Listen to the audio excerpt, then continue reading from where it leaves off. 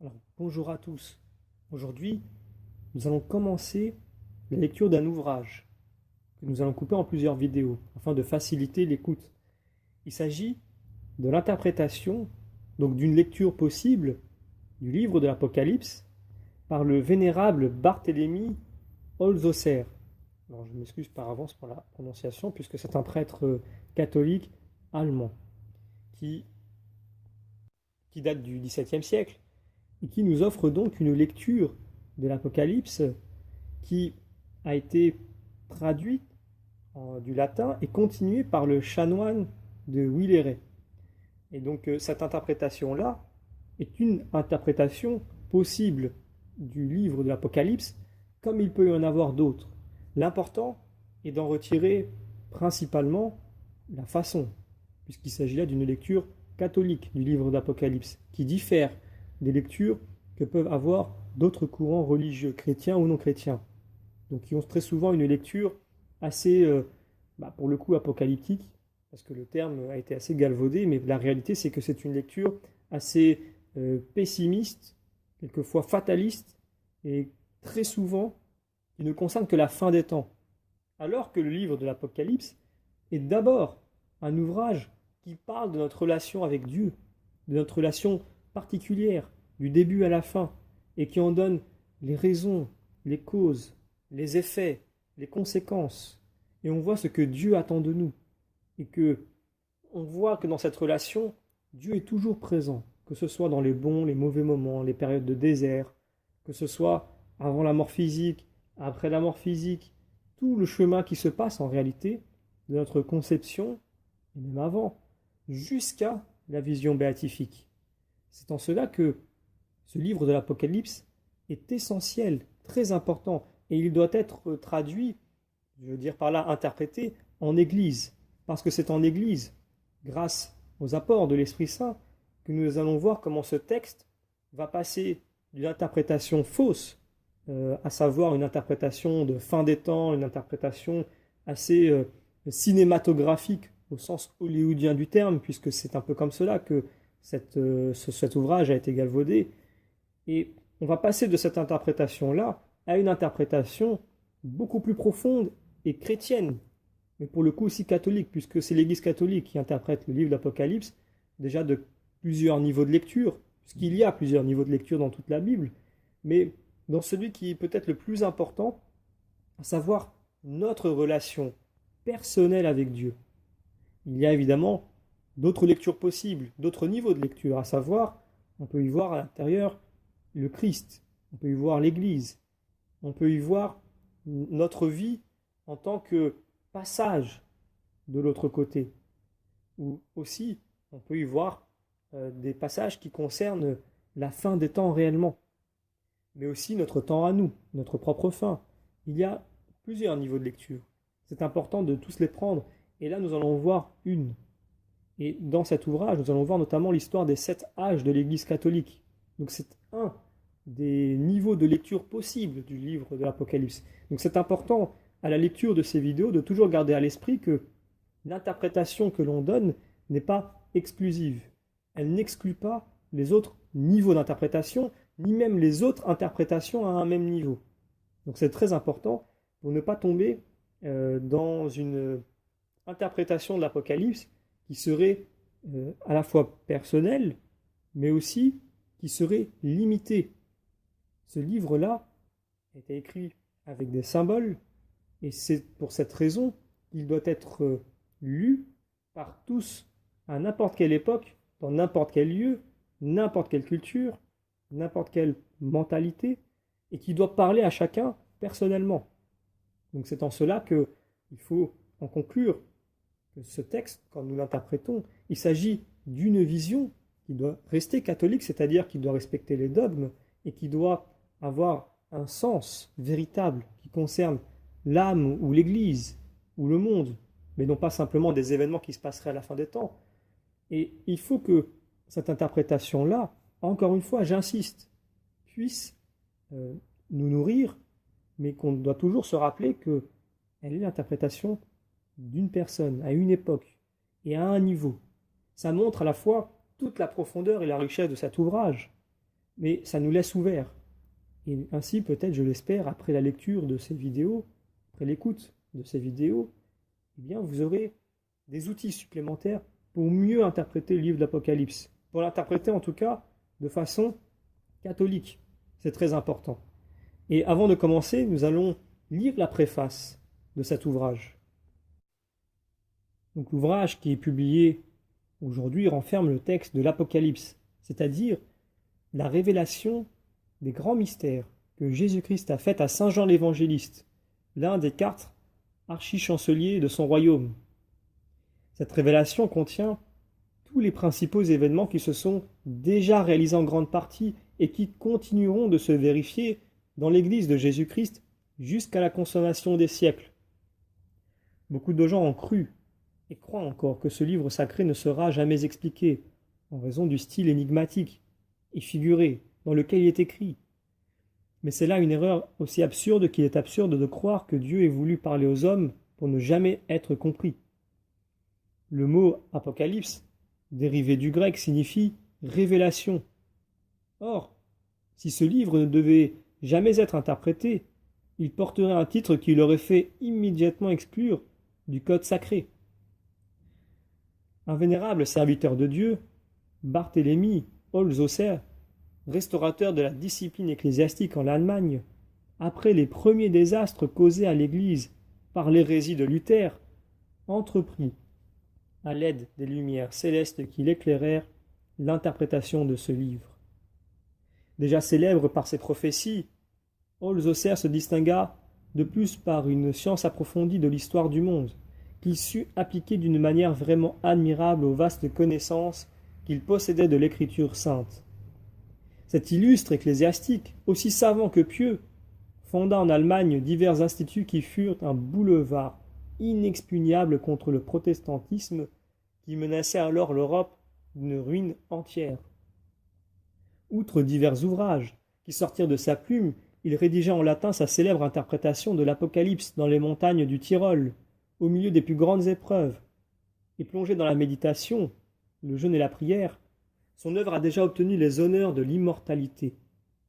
Aussi trouve-t-on d'anciens exemplaires non seulement dans les bibliothèques de l'Allemagne, mais encore dans celles de diverses contrées de l'Europe. La Société savante des mékitaristes publia à Vienne une nouvelle édition de cet ouvrage en 1850. C'est après le savant professeur de l'université de Munich, le docteur Anberg, que nous osons bien affirmer que l'œuvre d'Holzhauser offre la meilleure interprétation qui ait jamais paru de l'Apocalypse.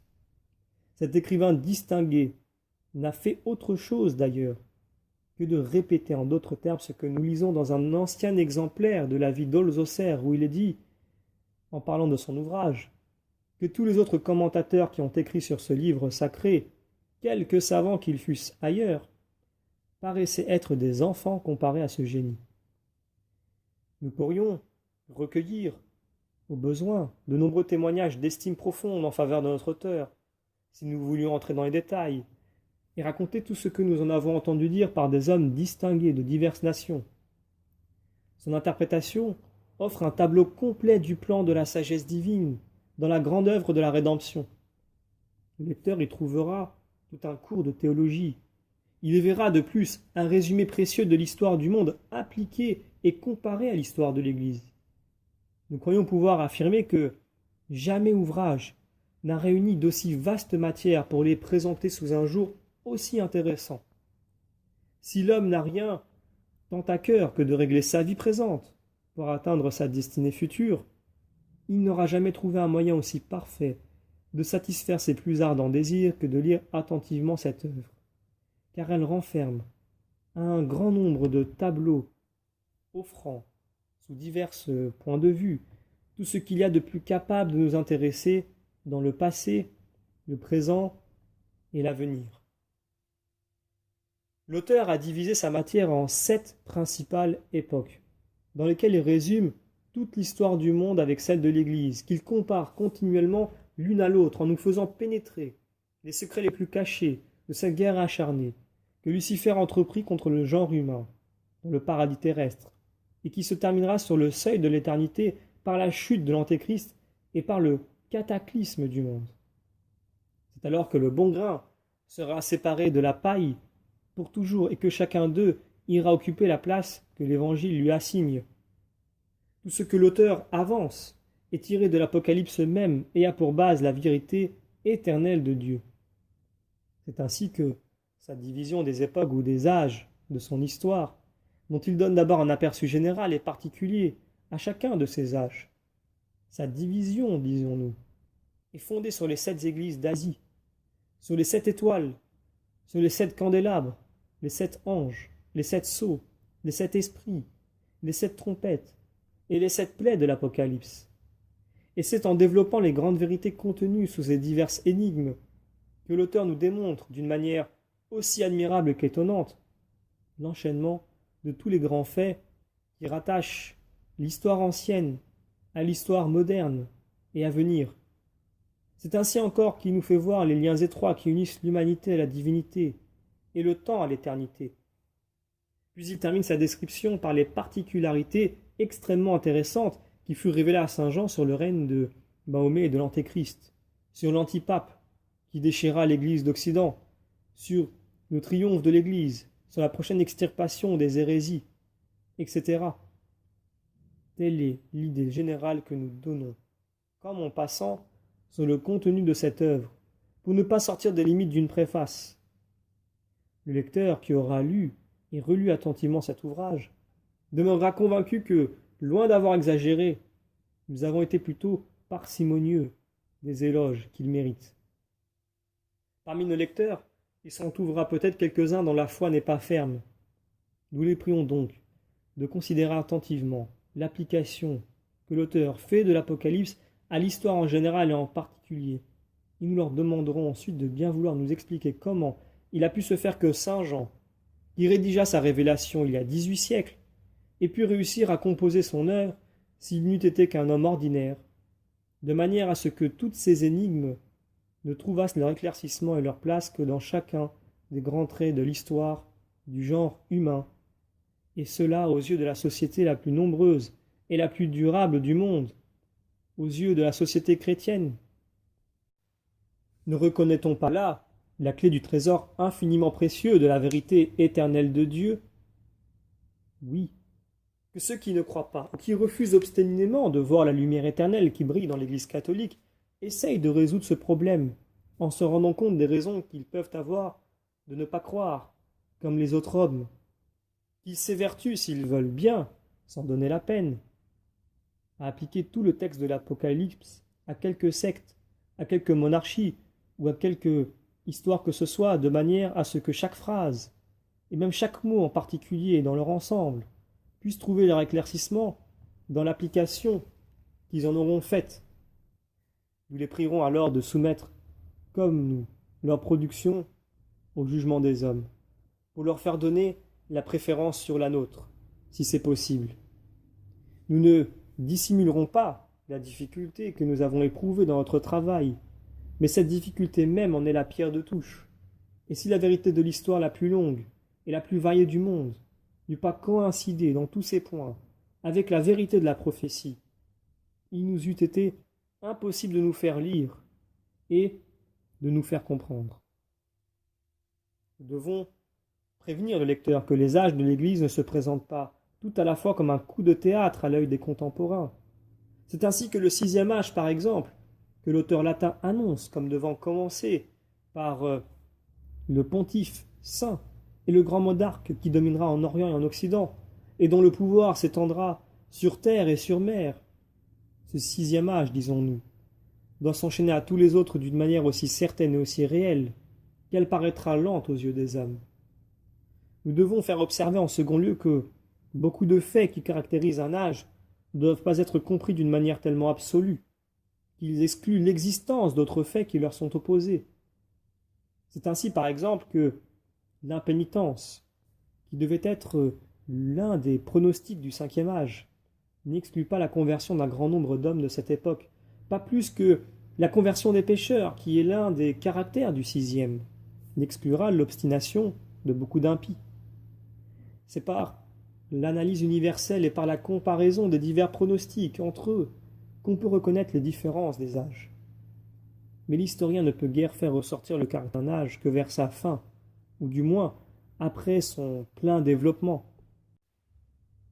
La précipitation que nous remarquons dans les événements qui signalent notre époque confirme d'une manière étonnante les passages de ce livre dans lesquels le vénérable Holzhauser nous informe que les 2 derniers âges seront très courts. Nous ferons observer enfin que, bien que l'Église doive jouir d'une grande prospérité au 6e âge, le monde ne cessera pas pour cela d'avoir son règne. Et c'est toujours sur cette mer plus ou moins agitée que le vaisseau de l'Église continuera de voguer jusqu'à la fin. Telles sont les considérations que nous avions à faire et que nous terminerons par ce qui suit. On sait que le vénérable Holzhauser n'acheva pas son œuvre et qu'il s'arrêta au 4e verset du 15e chapitre. Il resta donc à peu près 8 chapitres de l'Apocalypse à expliquer. Lorsque ses disciples en demandèrent la raison, il leur répondit ingénument qu'il ne se sentait plus animé du même esprit et qu'il ne pouvait pas continuer. Puis il ajouta que quelques-uns des siens, qui viendraient après lui, achèveraient son ouvrage et le couronneraient. Nous ignorons ce passage de sa vie lorsque nous avons commencé ce travail, car autrement, nous n'aurions jamais osé réaliser ce projet de publication que nous avions formé d'ailleurs 8 années auparavant. Dès que nous avons été informés du contenu de ce passage, nous avons pris conseil d'un docteur en théologie, qui a bien voulu se charger de revoir notre rédaction, et il nous encouragea à continuer. Nous ne prétendons pas pour cela être la personne prévue par le vénérable Holzhauser, mais comme nous avions été frappés d'admiration pour son œuvre, nous nous sommes sentis irrésistiblement poussés à la faire connaître au public, comme un moyen efficace d'édifier les fidèles et de procurer le salut des âmes. C'est pourquoi, dès l'instant que nous avons pu retrouver un moment de calme, après les événements dont nous fûmes victimes dans les désastres qui éprouvèrent si cruellement la Suisse catholique en 1847, nous nous sommes mis aussitôt à exécuter notre plan. Et c'est pour atteindre plus sûrement notre but que nous nous sommes servis de la langue la plus généralement connue en Europe. Nous avons réparti notre matière en 9 livres, en l'honneur des 9 cœurs d'ange. La traduction des 15 premiers chapitres, que nous reproduisons textuellement, nous a servi de modèle et de secours indispensable dans la continuation de cette œuvre, dont notre Maître a tout le mérite et toute la gloire. Nous ne dissimulerons cependant pas les grandes difficultés que nous avons rencontrées, soit dans la traduction, soit surtout dans la continuation de cette interprétation. Nous nous sommes sentis continuellement secourus et animés par une joie spirituelle inexprimable, qui charmait nos fatigues. D'ailleurs, le fruit que nous nous promettons de nos efforts dans l'œuvre de la sanctification des âmes nous a toujours servi d'appui pour ne pas succomber dans nos faibles moyens humains. Si par malheur, il nous était échappé quelque chose qui pût blesser en quoi que ce fût la saine doctrine, nous le rétractons à l'avance en protestant de notre parfaite et humble soumission à notre sainte mère l'Église romaine. C'est dans ce sentiment et avec la conscience de la pureté et de la droiture de notre intention que nous nous recommandons à l'indulgence et aux prières de nos lecteurs, en leur souhaitant à tous le salut éternel, en Jésus-Christ et par Jésus-Christ. Amen.